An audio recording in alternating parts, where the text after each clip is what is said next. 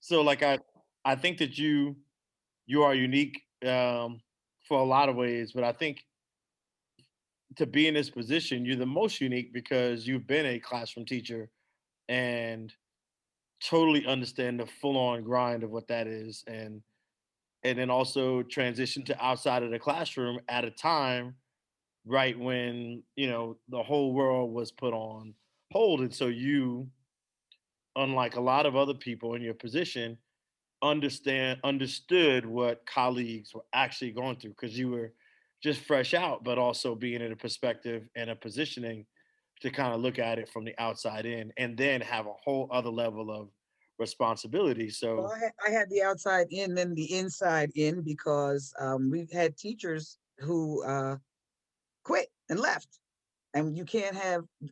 There was no mechanism for subs, so I finished off last year teaching a sixth grade class. We oh had our wow, art teacher. Oh yeah. Oh wow. didn't know Yeah. that. Yeah. Yeah. Every time I get out, they keep dragging me back in. Our art teacher left this year to give birth to twins, Okay. and they got Nancy Keene to come back and be her sub. But Nancy, her deal was she was not coming into the building. So when we came back into the building in March, I had to sit in the art room where Nancy's teaching on screen Hmm. for 4 periods a day. Well, we've only got 6 periods, five, six. So for 4 periods a day, I'm sitting there not being able to meet with my kids, not being able to talk with parents, not being able to do really anything except sit there.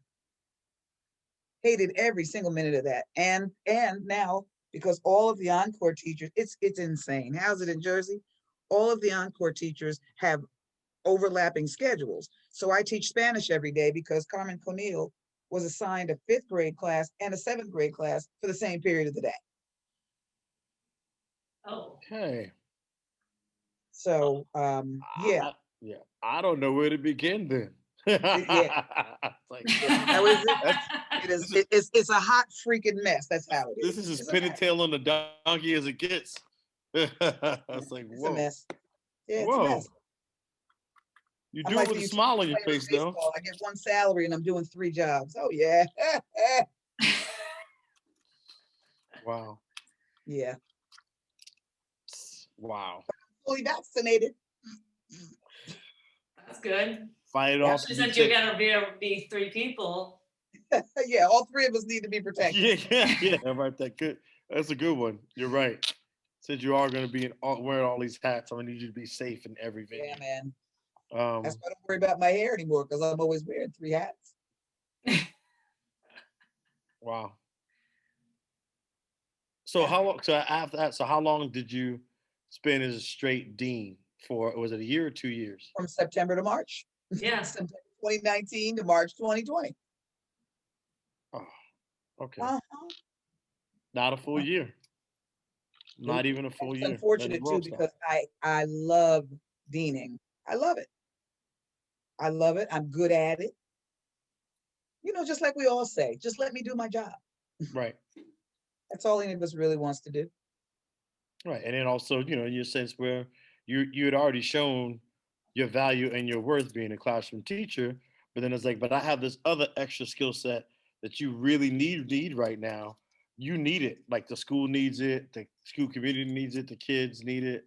Yeah. And you're the perfect person for it because you wasn't just somebody that was being interviewed and brought in. It's like, the whole entire, the whole how the whole thing works. You know how the people work. And so You remember I was a social worker before I was a teacher, so it really is the perfect marriage of all of my career skill set, all of it. Yeah. yeah, So Because it's in getting better. So I only have to teach one class a day, so it's getting better. okay. and because your whole classroom piece was often built on relationships. So Absolutely right. it makes I was SEL before anybody knew what SEL was. SEL, VAL, it's the same. and not for nothing, while we'll almost put this for prosperity's sake, I have co-taught with you. And then Rashawn on the same sixth grade team co-taught with my former co-teacher. So when Rashawn went out west, I worked with Roger once he left, and then I went out. Well, no, Roger moved on, and then I went out west. So, but I And just I'll be wanted to, I there just thought we were in the putting that all next together. years. In What's the that? next 2 years, I'll be out there too. Okay, I won't be teaching, but I'll be out there. I'll 2 take that. years? We hold you to it? Yeah, well, it depends on what next year really, really looks like. If you let me be the dean, I'll stay. I can drop my 60 days anytime. It's a good place to be in Yes, because it is.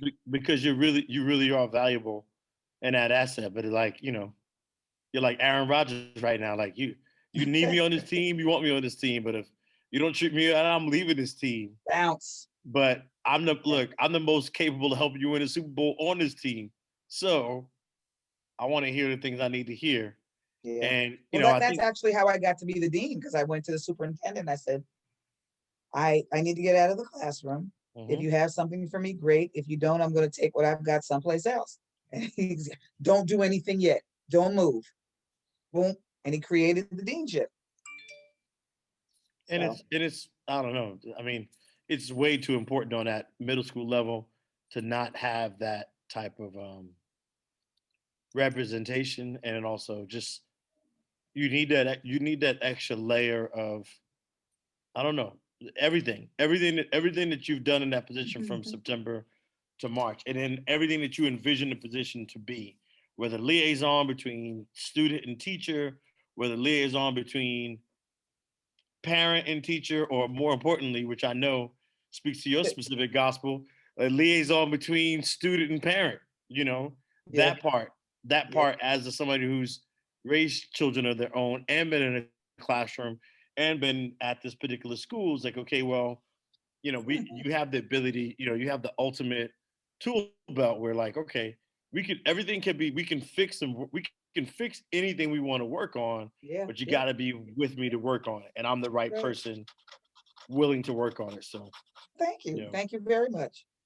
absolutely, man. Appreciate that. This is sort of a reflective moment, and I think one Kim and I had started having these conversations about school and things when she moved out west, and I was here, and the whole world was changing around us. And I know, when she was, COVID-19 hit right away and hardcore fast, and kind of put them in a tailspin before LA County or before LAUSD even sort of had an idea to come up with to drop anchor, so to speak. You guys were already reeling. And so we just had these conversations we started having these conversations about school, and obviously being two special educators, and thinking about the whole vision of, like, okay, well, how are we reaching our kids? What are we doing? What things are happening, and so on and so forth. And we just came up with this conversation, and we wanted to, you being the initial, we wanted to speak to teachers about teaching and about education. And I think sometimes when I watch pundits on television and experts and people who have different Mhm. degrees and everything else, it doesn't take away from anything. But I always felt like, man, let's talk to teachers, let's talk to people who are still in the grind on the ground, and they have such a bird's eye view of what's happening. And I think sometimes, because we are just who we are, we're teachers, we work with kids, we lead them, we guide them, we put them back out there into the world, that very often, it's very often, not very often do people say, hey, let's go ask the rank and file what they believe in, what they see. And I Mm-mm. think this is sort of what this platform was created about. It was about talking to it was about two teachers who want to talk to other teachers, other educators, and beyond, about what they've seen, what they've gone through. And I think the biggest thing looking forward is, like, what direction do you see it going in? Now that we have this almighty moment to kind of reflect, whether we liked it or not. I just had a meeting today. They talked about changing up the periods, and the principal was using words like, "This is the mic time," and "This is the moment." And I was like, "Wow, this is sort of speaking to exactly why we're having this conversation." So Are I you talking wanted about to from do like a next little year? bit of a story. Yeah, yeah. Well, I for know next there's year, but we got to changing, look into it right now. So that's Now, are what we you wanted folks to talk. are you back in your buildings? Are you full day, or what's happening? She took a deep breath. we just entered hybrid right after our spring break because the governor, I mean, we were in negotiations with the governor, but right after spring break, which was a little weird because some people took breaks after that. Yeah, we went to hybrid. We virtually teach in the morning, then we do the same subjects in the afternoon asynchronously. It's like their work time, but if they're in person, they're working, and we have 2 cohorts that come in live. And it's okay. It's okay. Now, are you in your building or are you doing it from home? No, I'm in the building because I go in person because I have to be there for the afternoon for in person. On Wednesdays, I think speaking, and Rashawn and I will get to this question, is keep, burn, change.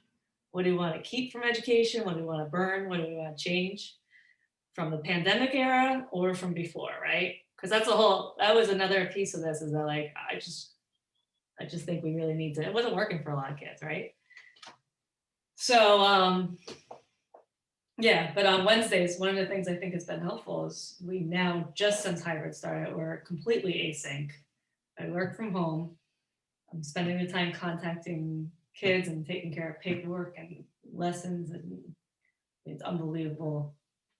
But how much work there still is, even though I'm not teaching. Yeah. But yeah.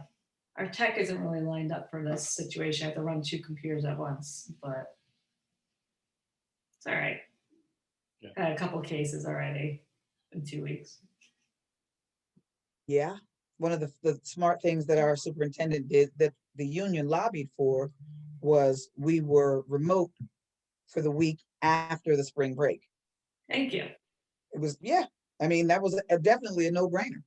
Well, I actually saw the TTA email, so I saw that and I'm like, we're going in right after spring break.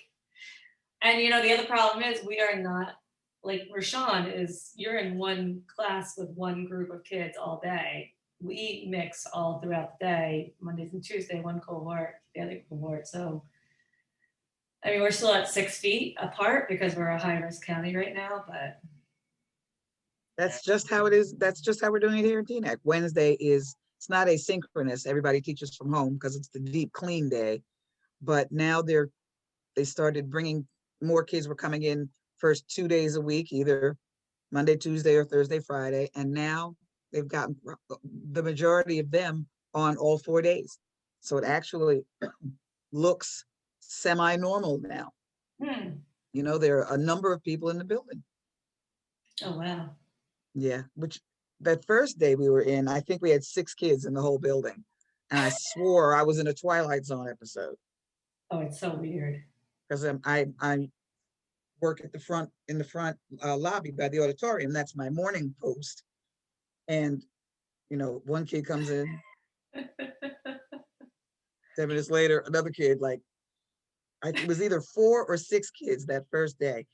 I thought, why did we even bother to get up, get dressed, and put our for what? For 6 kids? It was surreal. It really was. It still is. It is. The classrooms are so quiet most of the time. Except my loud mouth. So trying to bring it out of them again. Yeah. It's hard. And still, even with this, there was oh my God, a 5th grader. Today was her first day of school. She came in today, and she happened to be in the Spanish class that I was covering. She hadn't joined the Google Classroom. Like, she was one of those kids that had disappeared when they left school. Disappeared. Been working with her and her mother and the whole time. So we had a meeting with her today. Vice principal, guidance counselor, and me met with her to welcome her in. She went to Spanish class. Here's the assignment. She hadn't joined the Google Classroom. She knew absolutely nothing about what was going on the first Monday in May. Maybe she'll be ready for September.